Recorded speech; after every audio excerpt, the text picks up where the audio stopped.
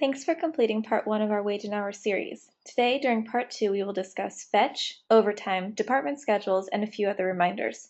Like you did for part 1, you will need to complete a short quiz on fetch after watching this recording.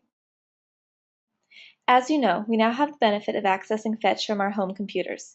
It is important to remember to only access information on this site that is not related to work. Some examples of things you can do while off work include looking at your schedules, the classifieds, wellness programs, checking coastal payroll, or reading success stories and photos. Some things that should not be done from home would include logging onto Shelter Buddy, watching and completing required trainings, or checking your work emails.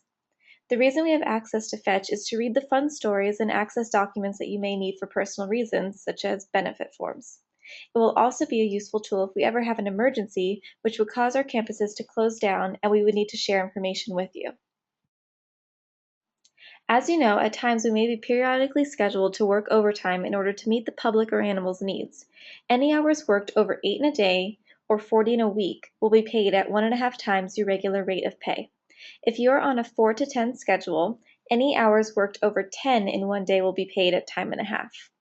Whenever possible, supervisors and managers will pre-plan overtime, or if the need comes up without notice, they will try to offer the overtime to your team and see if anyone is interested in volunteering to work the extra hours. At other times, these options may not be possible and you may be scheduled to work overtime even if you would rather not. Please remember, you are required to work any assigned overtime just like you would work your other regularly scheduled hours. Overtime is considered your work schedule and all hours must be worked as assigned. Another reminder is that unapproved overtime is not permitted.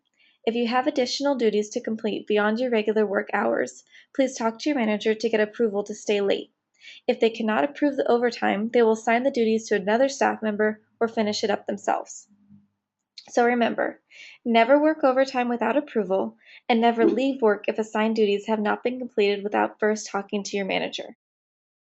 It is very important that while on your lunch or rest break, you do not complete any work.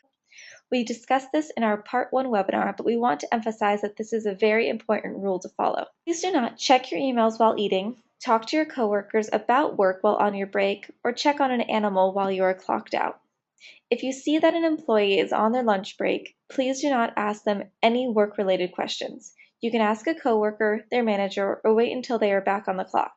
The only time you should ask and interrupt a lunch is if there is an emergency situation and they are the only employee who can help you.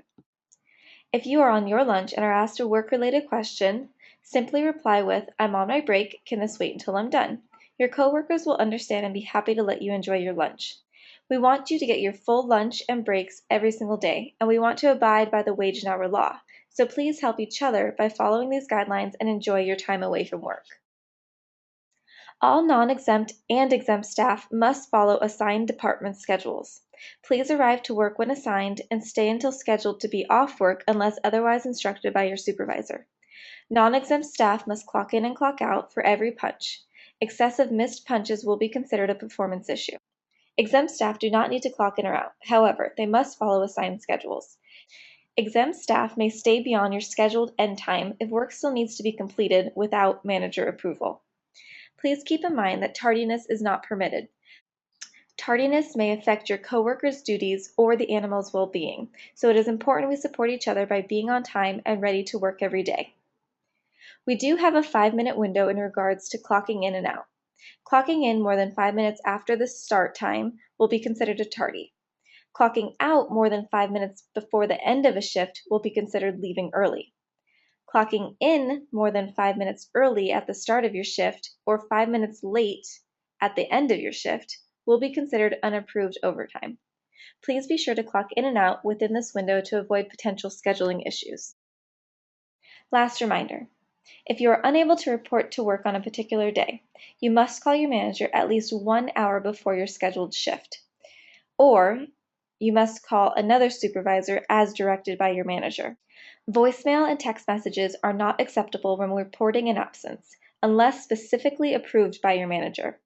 If you are unable to reach your immediate manager, you must call other managers and supervisors until you are able to report to a person. If you call in less than 1 hour before the scheduled time to begin, you will be considered tardy for that day. Please talk to your manager about his or her specific requirements for calling off. Unless there are extenuating circumstances, you will need to call in on each day you are scheduled to work and will not be able to report to work. Unexcused absences are unacceptable and will be addressed on a case-to-case basis. Okay, that's it for our wage and hour refreshers. Please complete the wage and hour refresher part 2 quiz on Fetch no later than June 30th. If you have any questions related to these trainings, email us or stop by the office at any time. Have a great day.